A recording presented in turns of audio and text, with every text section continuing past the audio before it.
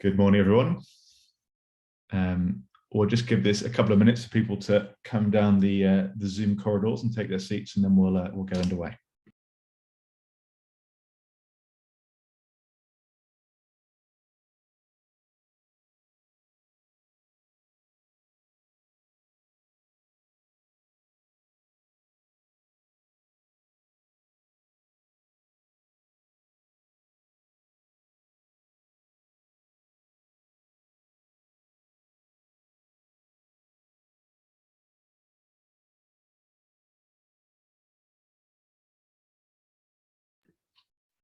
Cool. All right. It's 11:02. Let's get this show on the road. Good morning, everybody, and welcome to the IAB Europe's Introduction to In-Gaming webinar, where over the next hour or so, we'll dive into this really exciting topic, this really emerging channel to discuss all things in-game advertising.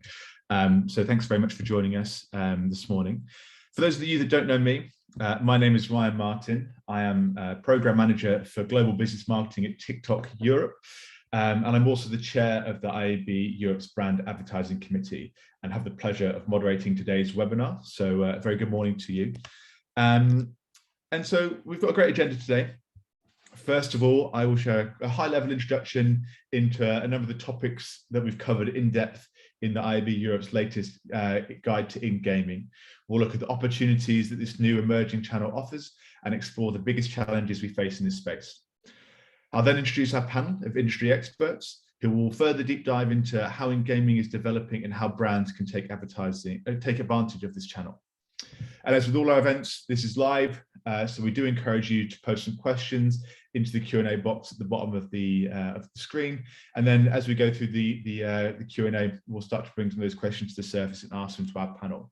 So hopefully that will make sense, and looking forward to your participation as we make our way through the session today. And with that, I'll dive in.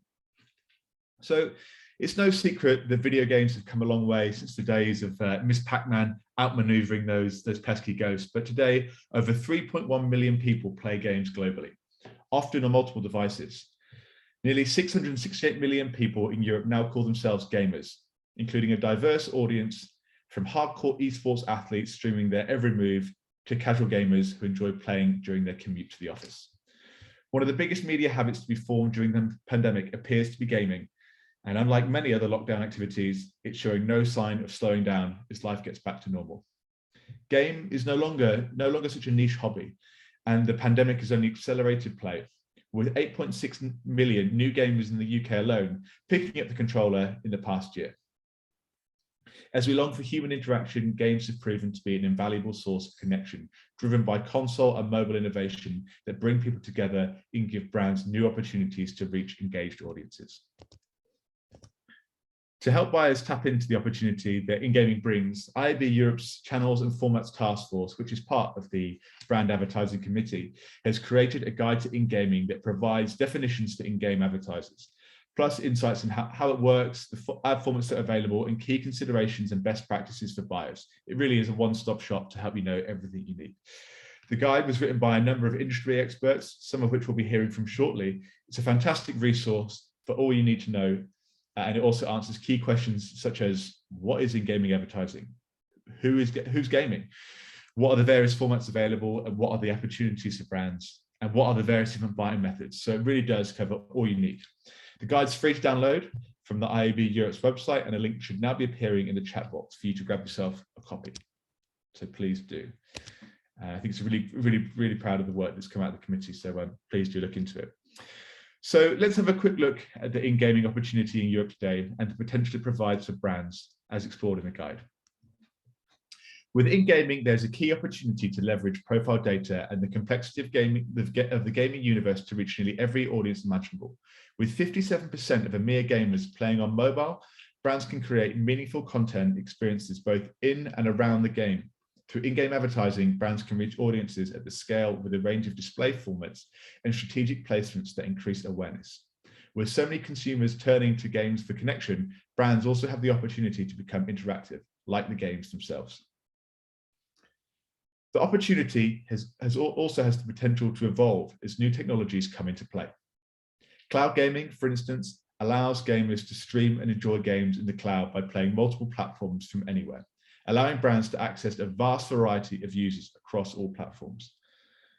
And also the introduction of 5G will also enable faster, higher bandwidth mobile gaming capabilities, and the metaverse promises a new and exciting extension to gaming. The possibilities are seemingly endless. But whilst opportunities in gaming are plentiful, there are still some key challenges for us to overcome. When it comes to in-gaming, the three main areas of risk are children's audiences, brand safety and suitability, largely due to the violence and the live streaming nature of the content, and the variety of supply paths across devices. Games are accessed on PCs, consoles, mobiles, from every touch point. In terms of child audiences, children are obviously a protected group, and as such have a particular protection under formal regulations and industry standards. Advertising of high fat, sugar and salts, or HFFS in the UK, foods to children is prohibited, as is advertising of alcohol and gambling. Data protection laws such as COPA in the US and GDPR across Europe and the UK specifically regulate the process of children's personal data. Games also often use characters like cartoons that are likely to attract child audiences who are also vulnerable to undue influence. With regards to brand safety, a lot of the in-game inventory is live streamed, which makes it unpredictable. Unpredictability is brand safety's enemy. Equally, it's true that not all games bear violence, but too often the entire channel is given a bad name due to this wrong perception. There's certainly a lot for brands to think about before diving into the world of in-game advertising, and hopefully we'll address a few of those concerns today. So, without further ado, we can move on to our panel. We've got a great panel of experts from across the industry who will be joining us this morning, and we'll just bring them through the Zoom green room to join me on stage, as I can see them coming through now. Good morning, Tom. And we should have a couple more coming across as well. But we've got a panel covering all aspects of the supply chain in gaming, and we'll obviously talk about creative, how you can access it, brand safety, all of the key topics that I'm sure you're thinking about this morning.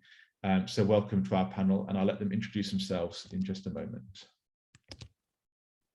as we find them in the green room. There's Natalia and Benjamin. Perfect, we're all here. Great.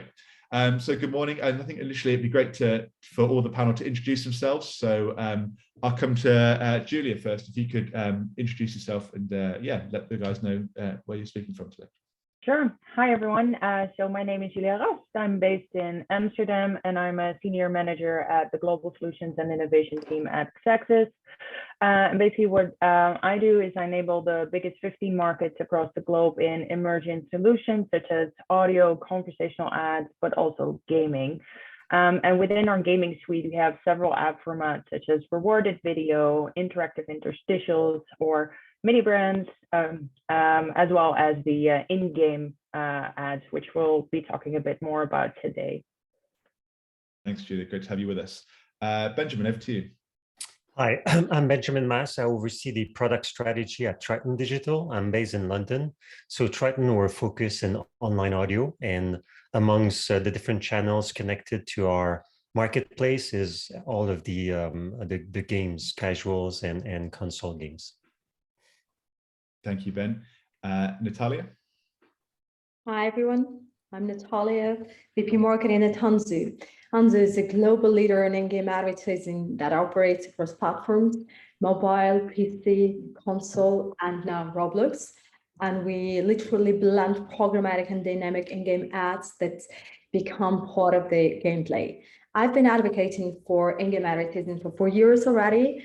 And I really see it as a great way to unleash the power of gaming for advertisers. And I'll be happy to share my insights with you today. Thanks, Natalia. Great to have you with us. And last but by no means least, Tom. Thank you. So I'm Tom, Director of Ad Creative for Yahoo Creative Studios in EMEA. We're Yahoo's internal creative agency that offers our clients end-to-end solutions right through consulting and delivery of ads. And from an in-game perspective, other things from programmatic virtual reality ads right through to console games and Xbox. Great, thank you very much. Right then, so obviously in-gaming is an emerging channel accelerated by the pandemic, but what is it that makes it so attractive to advertisers? Julia, we'll come to you first. Well, I think for numerous reasons. I mean, to your point, the pandemic really accelerated gaming, but it's also thanks to the big and huge penetration of mobile devices that really allows people across the globe having access to gaming content. And that kind of means that because of so many people have access to gaming content, about 40% of the world population, it means that there's a very diverse audience available for targeting for many different brands. So it's not just, the young guys breaking stereotypes here. It's not just the young guys playing games, but there is also a lot of moms playing games. Over 2/3 of the moms are playing games. There's a big broad spectrum of different audiences that brands can reach, and that's one of the exciting things. The other one is that a lot of the younger audiences are consuming media differently nowadays. So they're not watching television anymore. They're not listening as much to traditional radio. Instead, they're consuming games a lot. And gaming is one of the favorite activities that younger people do. And in fact, they spend about 7 to 8 hours on average playing these games. So there's a lot of time. There's a big window for brands to start engaging with them. And the beauty of it all is that they're fully focused on these games. So when they're playing games, they also actually have a lot of attention for the ads that appear immersed in the game. We actually did a case study a couple of months back where we found that the attention for the in-game ads was 8 times higher than the display ads, for instance. So there's a lot of opportunity for brands. So I truly understand why brands are so excited about in-gaming. Yeah, absolutely. Okay, yeah, such a diverse audience and so many opportunities within gaming. Natalia, how do you guys, Anzu, see the in-gaming opportunity and what sort of how are people working with you? I think that Julia gave a super explicit answer, but just to add, it's no brainer that advertisers should be where their audiences are, and at the moment it's clearly gaming, with every third person identifying themselves as a gamer, and on top of it, most people just playing games without identifying themselves as gamers, into that serial life. It's obvious that gaming has become a great platform or playground for advertisers to communicate with their audiences in a super high quality way. And by high quality, I mean all the attention that gaming has, no second screening. All the attention is on the game. Plus, we always treat gaming as a positive experience. So, as a brand, I can be sure that my audience is happy, probably, a bit nervous about the upcoming round or something, but it's a positive experience that brands and advertisers can be part of. On top of it, I would say that gaming holds unprecedented creative potential that we still have to unlock as the industry, and it just makes this cooperation much more exciting. Yeah, I think you're right. I think that level of engagement that people are seeing with gaming is what makes it so exciting. People are really zoning in, and I think the creative opportunity is definitely interesting. Tom, in terms of the formats that the in-gaming offers, what kind of things are you seeing? I think the formats are really, really diverse, and they cater for a large amount of opportunities. If you kind of look at the console and PC gaming, you're almost going down a digital out of home space where ads are within the actual content. For instance, they could be walking through a level and they might see just an MPU, which is very much like a digital out of home banner. And then that really helps with the brand awareness and that engagement on that side. But then when you go into casual gaming, you've got a completely different set of formats where you're looking at things like interstitials, which are between levels, or they're creating a really unique value proposition because by viewing the ads and engaging with the brand, users are able to actually unlock content. And with those interstitials, you're almost going down standard display in terms of what metrics and what viewability and what availability you have there. So it's massively wide, and it can cater for a brand's lots of different initiatives, right from kind of upper funnel engagement right down to the kind of lower funnel conversion. So what we're seeing is almost that in-game advertising covers the full spectrum of out of game advertising, in that you have kind of the out of home right the way through to awareness pieces, right the way through to the conversion pieces. Yes, definitely. And obviously, Benjamin, from Triton, in terms of, I know you guys talk a lot about audio and think about audio, and audio is playing a part in gaming as well. Yes, there's few reasons why. I think audio in general, online audio in general, has been attracting a lot of brands, from advertising on music services, podcasts, radio. And again, with all of what was said at the beginning of this panel, I think, and also in your introductory remarks, I think games is a different, it's another part of the journey of any users in the day.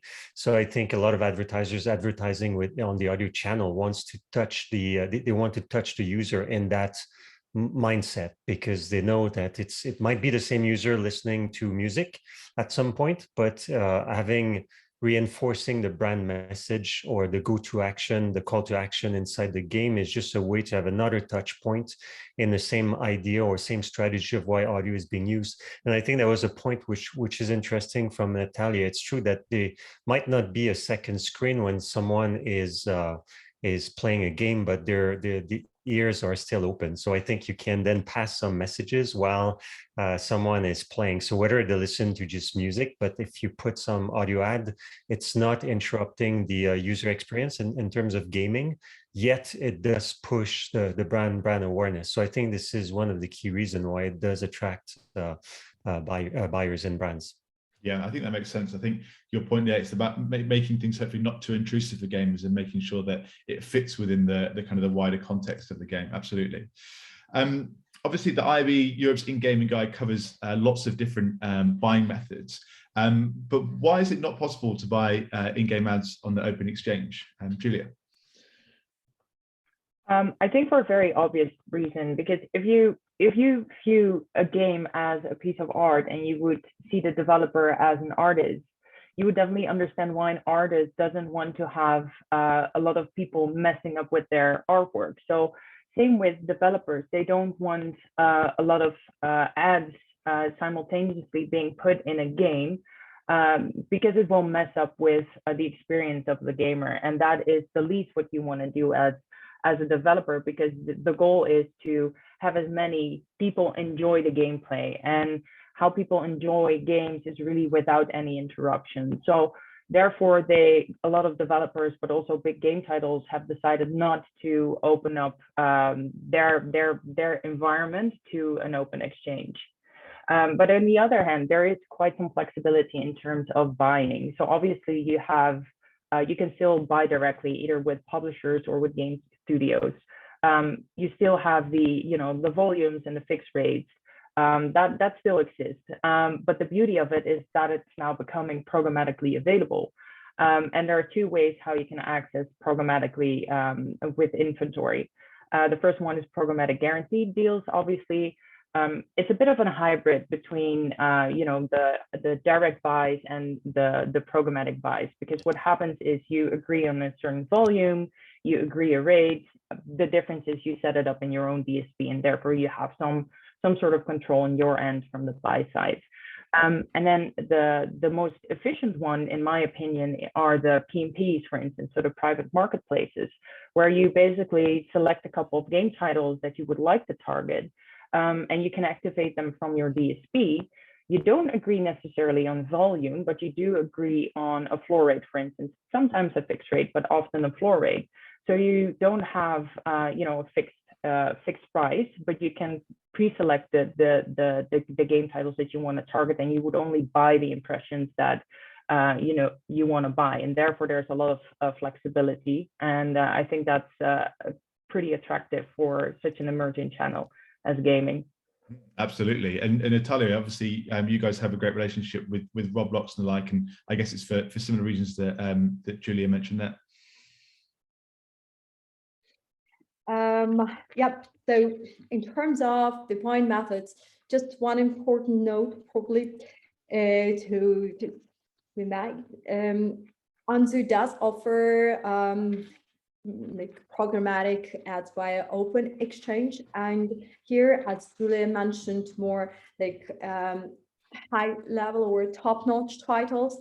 I would agree that they are not open to open exchange, but let's not forget about all the mobile and casual titles who have been in their open exchange space for a while, and they are pretty open to in-game ads available via open exchange, just because their gamers were already exposed to do the ads programmatically that were, more intrusive, or like by using the banners, the or interstitials, and their players actually appreciate to have in-game ads.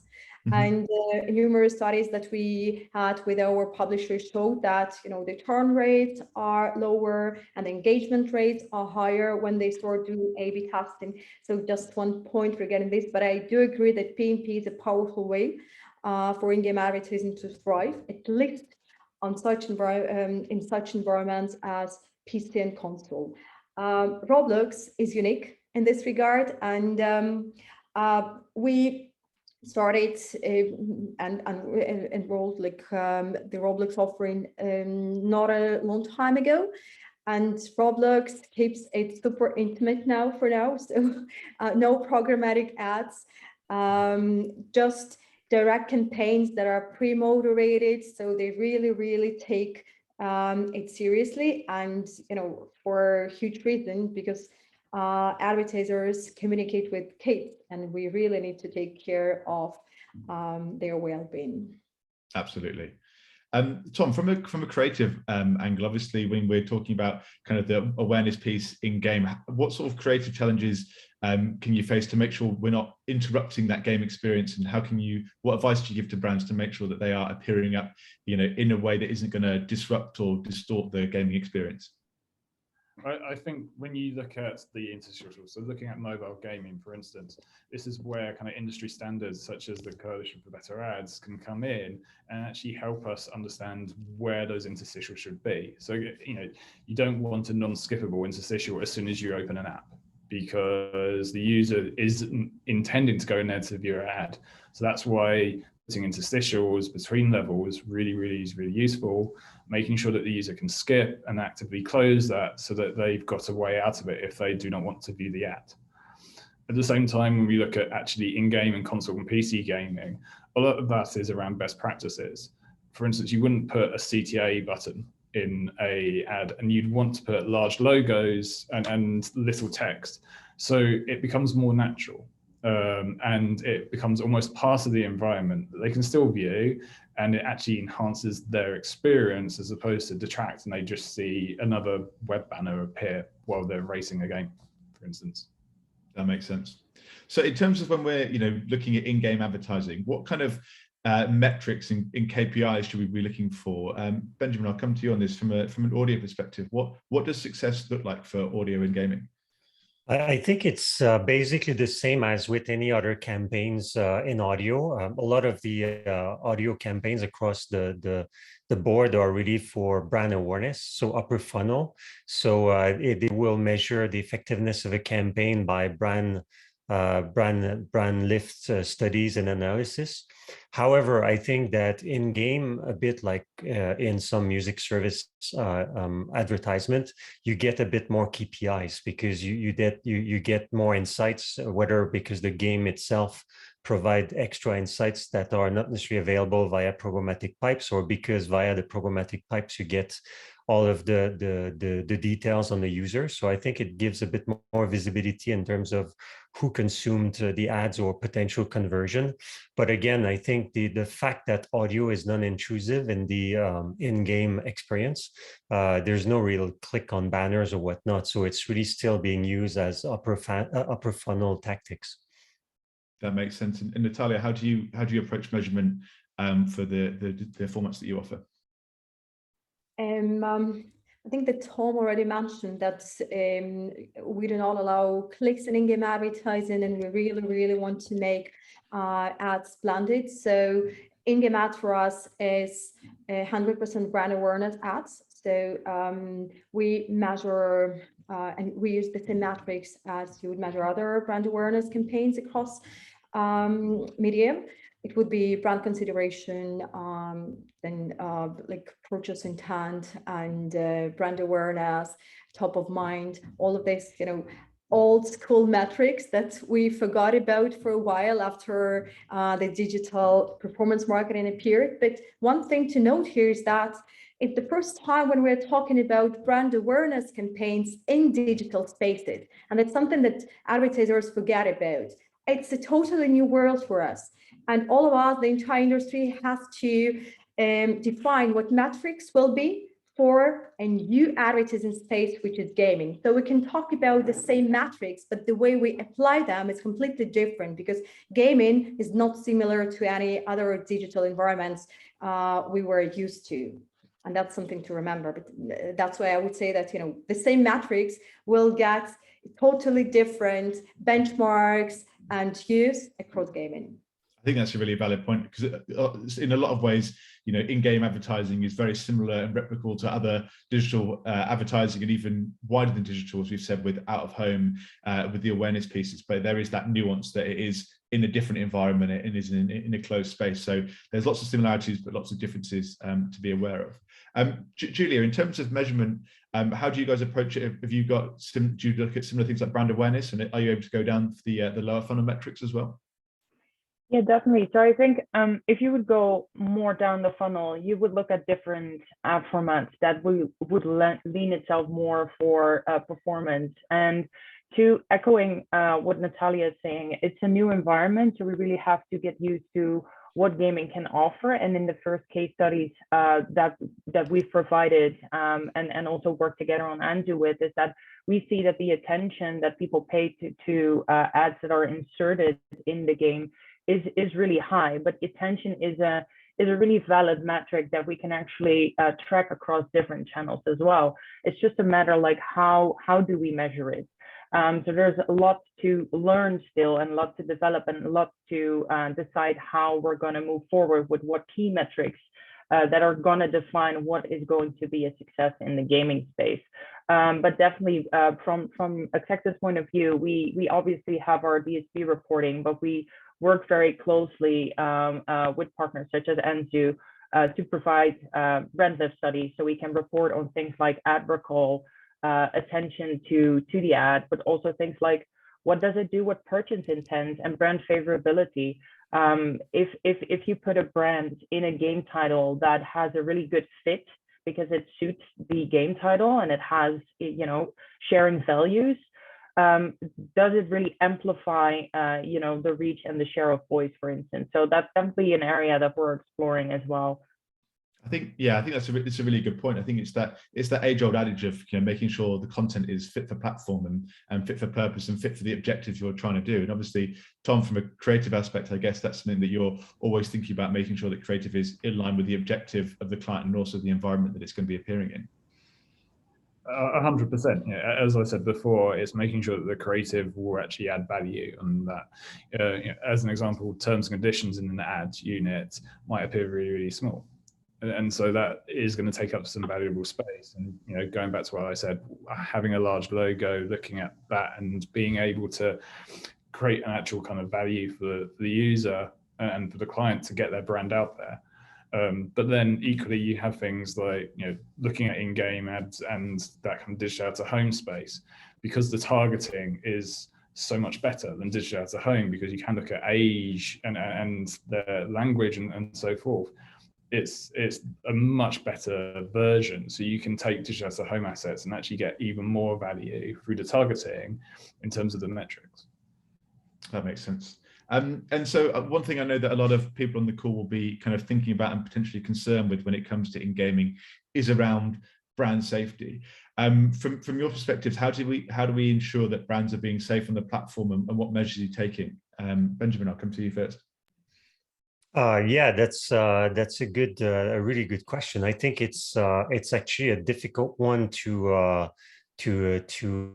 execute, because even in audio, like if we think about podcasts, the conversion of the content into semantic and then converting semantics into anything that would be used by brands to decide if they want to advertise or not is challenging. I think the the industry is actually awaiting the upcoming release of the OpenRTB 2.6 that will give a bit more details on the bid requests. So I think that will help. In terms of audio, what happens actually is that most of the buys in the audio space is executed by audio sales house. So they are really specialized in purchasing audio across all properties. So they will curate where they want ads to be bought. So that does not mean that self-serve companies like Xaxis or other trading desk or DSPs cannot just buy what they want based on the signals they're getting from the OpenRTB bid requests. But I think a lot of big brands and agencies are actually relying on specialist networks that will guide them through where they should expose the brand. So I think it's really relying on human intervention there more than like fully automated way of ensuring brand safety. And it's the same is true on the other side, like because it's all programmatic, as it was alluded to earlier in the chat, in the panel, some game publishers don't want to have any brands advertising on their games. So the reverse is also important for them to decide like what is acceptable or not. I think that one is a bit easier because all DSPs will be providing the URL of the brands and the brand and IAB categories. So I think there's a bit more elements already in place for games to be specific about what they feel acceptable on their games. But the reverse is a bit more of a challenge because a lot of the DSPs are still used to parse through websites and anything that is easy to analyze. But when you go into games, they may be lacking sometimes some tools to automatically extract the context of where the ad would be exposed. So that's the type of topics part of what we will be building at Triton in the coming year, because that's really important. The market is really growing fast. Absolutely, yeah. And from an Anzu and a Xaxis perspective, Natalia, from an Anzu perspective, how do you approach brand safety? And you mentioned how Roblox obviously keep a very close eye on what adverts they allow in game, and what are the kind of processes are in place to ensure brands can appear safely? Well, first, it's important to mention that gaming is a pretty brand safe space across platforms.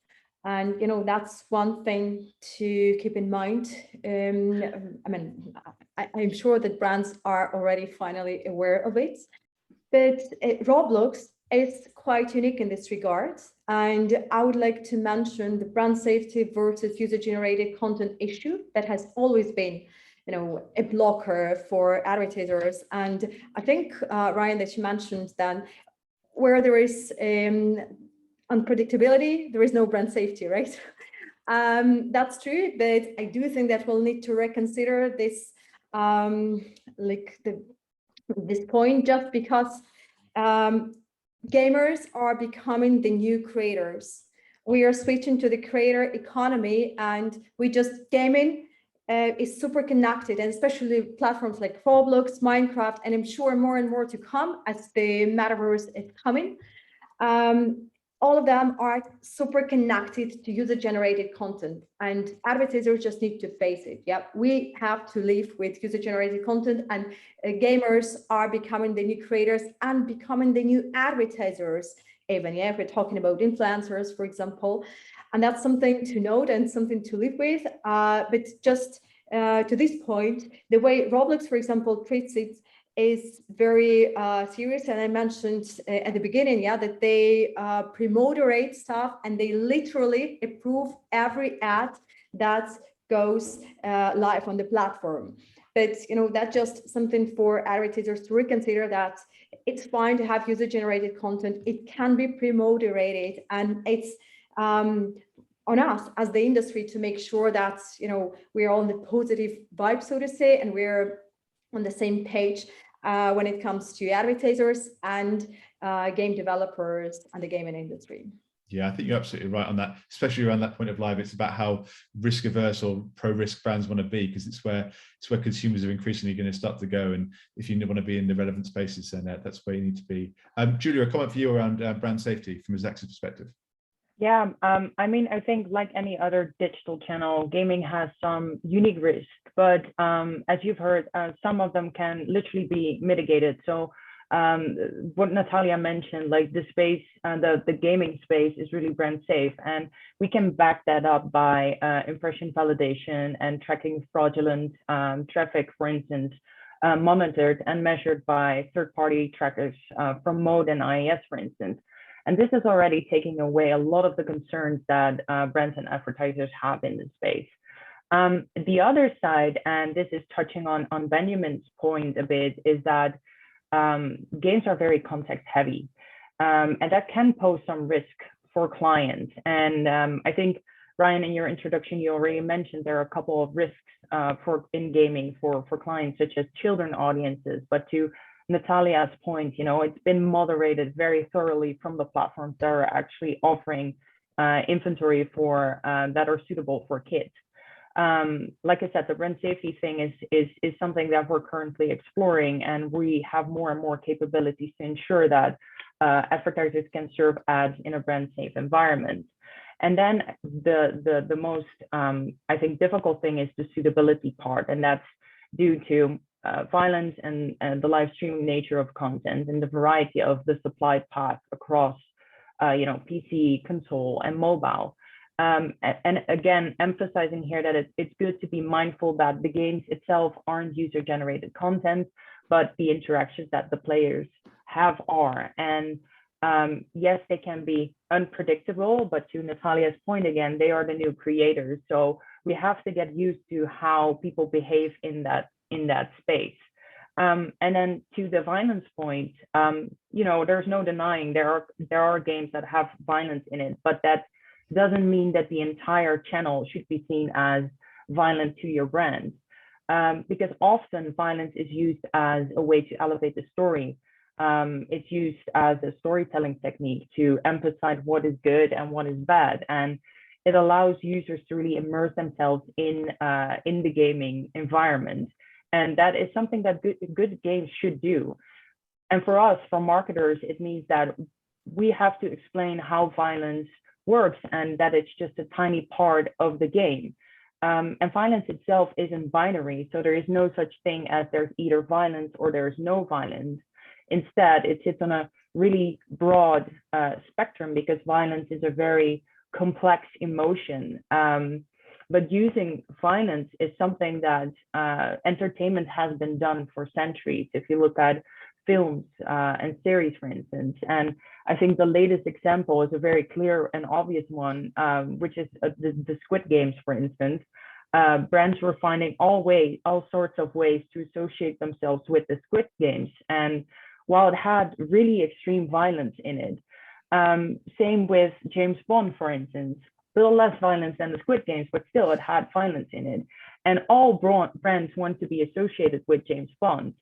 And it's not about the violence in it. So my point is that if there is a virtue or a value in that story of the game or a movie or what have you, if there's a fit between that value and the brand's identity, it can actually be a great opportunity for brands to start exploring. And the more brands are getting familiar with gaming, the better they understand how to navigate this environment.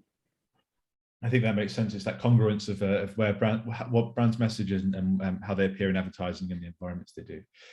We've got a question from the floor here. So how would brands or their agencies or SSPs vet the games in which ads appear? What due diligence is done to assess whether a game contains violence or inappropriate content? Is it human testing to qualify the premium games, or is it kind of done through a machine? I think it's pretty one for Natalia or Julia. So Natalia, Julia, any comments on that? Sure. Violence is a hot topic these days, and it will take some time for the advertising world to accept violence in games. That's what Julia already mentioned. But I think that the educational process should have been started a while ago. And honestly, as a marketer, it's one of my favorite topics, because we need to remember that violent games are number one across all ages and genders. And talking about vetting games, that's a great question, and that's where the industry should really consolidate in order to have, the vetting process in place. I would say that at the moment it's super fragmented. So we are considered to be an SSP, and obviously we have our like vetting process, internal process. Yeah, obviously it's not manual. Yeah, we have the content, the content and context sync, and then we label violent games as well internally. But whenever we talk to the to the game developers, and we come to the wider industry to talk about how relevant this or that content will be for the specific ages, it sits on the game developer side. So it's on them now to decide whether their game is appropriate for 3 to 6 or plus 18. And that's something, for example, we cannot be part of, unfortunately. And the same, and in turn, it gives a lot of challenges to the advertisers, who then cannot rely on us, right, to vet the content right. That's why I really encourage all of us as the industry to be more open and to start fixing these issues collectively, because us as a platform cannot do that. And even if we cooperate with agencies and with Xaxis, for example, and we do that in terms of violence and other contextual areas, it's not enough. It's us, the buy side, the sell side, and just taking care of these big issues that pose a lot of not threats, but they just present a lot of challenges that we can overcome if we treat them right, and not just say, no, it's violent, I will not advertise there, because it just contains the word action in the title. I think you're right. I think that's where organizations like the IAB can really help kind of bring the industry together to help solve those problems. It's very similar, I'm sure, to the problems that publishers are facing around news articles being restricted for contextual targeting and that kind of thing. So it's about education, helping people understand that. It actually brings us to the point that we discussed. We don't need to borrow the vetting, the labels that are used across other industries, because gaming is really unique in a number of perspectives, and that's why we need to treat it as such. Absolutely. A question from David in the audience. He's interested to know our thoughts on advertising within casual mobile games. Are any advertisers other than casual game publishers considering advertising here? What do you think as to the quality of this traffic and the prevalence of fraud? So I guess, anyone that's got any thoughts on that, please jump in. I can maybe jump in. So we're seeing advertisers that are advertising either on all channels of audio, like podcast, radio, and others. But we're also seeing some advertisers only advertising on these games. It's not from an audio perspective. We don't see, I suppose we could see in other channels where it's mostly other publishers trying to drive traffic or drive downloads of app. In our space, we're more seeing the standard advertisers coming from the audio space advertising in games, because it's another touch point to the consumer, rather than a specific type of advertisers looking for downloads as the objectives. In terms of the quality of the traffic, I think, as I said before, most of the buys are coming from networks, so they will curate where the ad should be played. And in the prevalence of fraud, it's true that in theory you could have potentially more fraud because it's pure on-demand calls. However, our space in audio is quite niche, so there's only a handful of companies, tech companies, that offer the toolkit to put audio ad on games. So because of that, it actually quite restrict the risk of falling into fraud. That does not mean there's no fraud. So we're using known fraud detection companies to filter out invalid traffic, but we're not using those companies. We're not seeing any more prevalence of fraud in game. But again, like audio in game is a niche. It's not as popular as display and video yet. And Julia, what are your thoughts on the types of advertisers that are advertising in casual games? Yeah, I think over the past year, we've actually seen a range of different advertisers dipping their toes into rewarded videos, literally from CPG to automotive to luxury brands.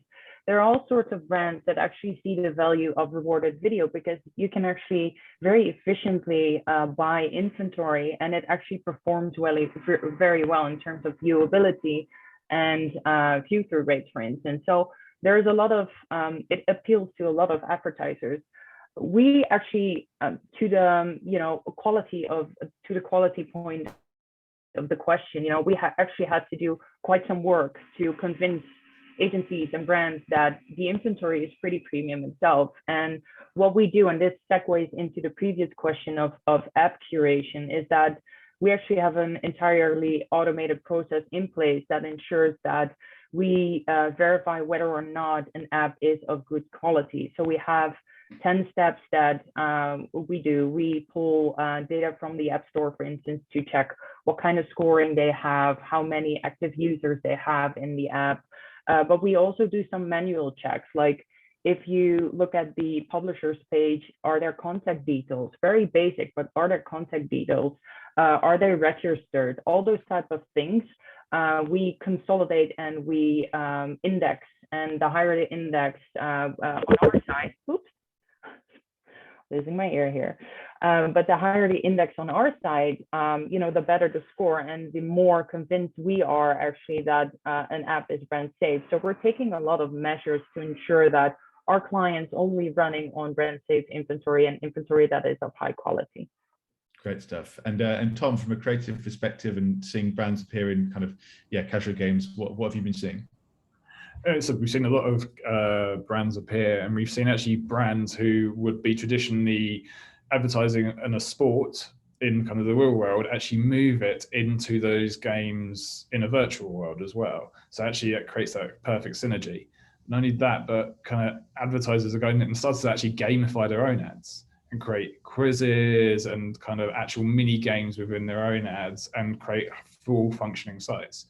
So it's not just going into these kind of casual games, but also creating their own bespoke version outside of them as well. I think that's a really great point. Right, conscious of time, and there's one more question from the floor, which mirrors quite closely one final question that I had, and that's around the future of in-game advertising. What does it look like? What will the growth areas be? And Antonio in the audience mentions, what does decentralized games look like?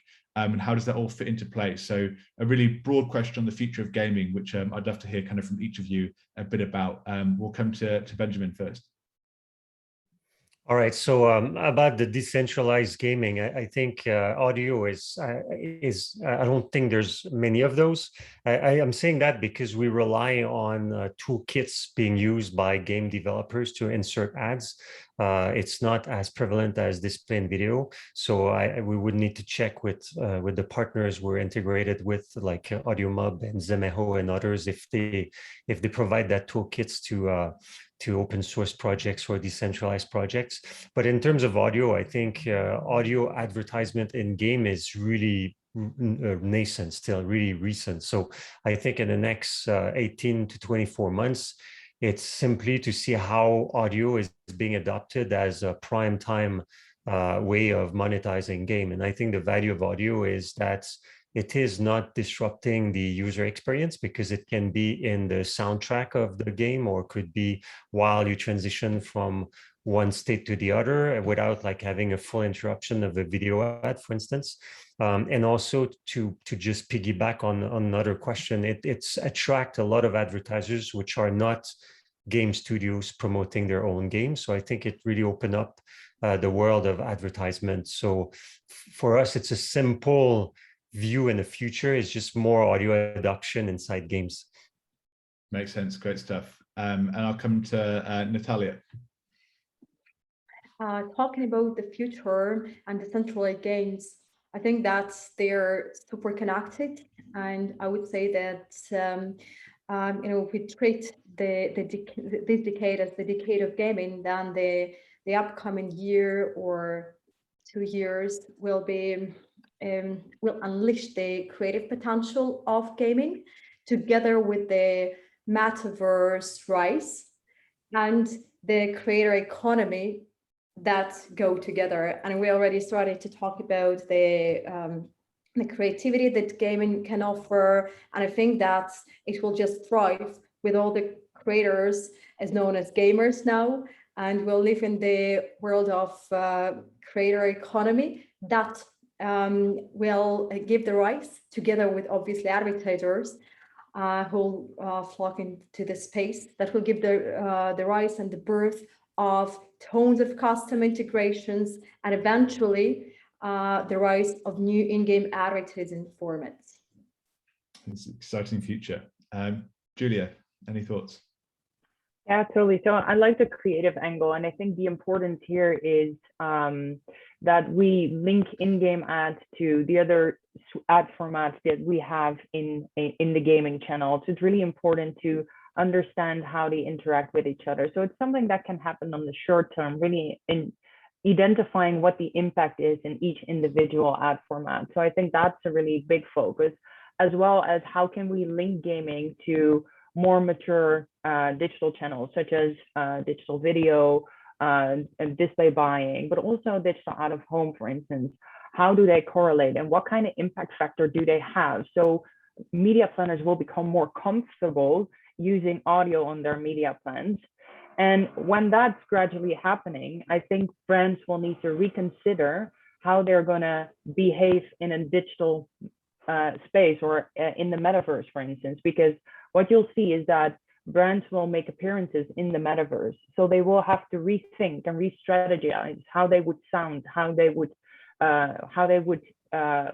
look like, and how they would behave in the metaverse. So I think that will be something for the future of gaming to decide, and we need to guide again our brands how they should appear in those environments. Brilliant, thank you. And Tom, any thoughts on the future of gaming from you? Well, I mean, what excites me is definitely that rise of the metaverse and the opportunity that it offers for brands, but not just in kind of traditional ads, but also in branded content and creating their own kind of generated content, going back to Natalia's point of kind of users becoming creators. And then to answer that earlier question around crypto, where crypto comes in is actually with NFTs. And we can see that huge rise of NFTs as brands are creating their own kind of content, and it's being bought and sold on blockchain technology. So there you go. All of the things coming together live, coming together with the metaverse, coming together within gaming. It sounds like a pretty exciting future that we'll be part of. But as ever, we need to make sure we're educating all of our brands, clients, and partners of how they can navigate this successfully and safely. I think we'll draw a close there because I'm conscious of time. Thank you very much for joining. Thanks very much to our guests this morning. Here we've had obviously Tom Ellis, the Director of Ad Creative at Yahoo. We've had Benjamin Masse, the Global Managing Director of Triton, Natalia from the VP of Marketing at Anzu, and Julia, who is the Global Solutions and Innovations Manager at Xaxis. So thanks very much to all of you for your really valuable insights and thoughts. And all that's left for me to say is thank you very much for joining us today. Hopefully you've learned a thing or two about in-gaming. I know I certainly have. It's been really insightful conversation. I think it's a really exciting space, one that we should all keep our eyes out under and look to exploit in the future for our brands and partners. If you'd like any more information on anything to do with the IAB Europe or indeed in gaming, please do get in contact with Marie-Claire or Lauren from the IAB Europe, and they'll gladly point you in the direction that you need. So have a lovely rest of your day. Yeah, as I say, I've been Ryan Martin, the chair of the Brand Advertising Committee, and I look forward to seeing you again in the future. Thanks very much indeed. Bye-bye.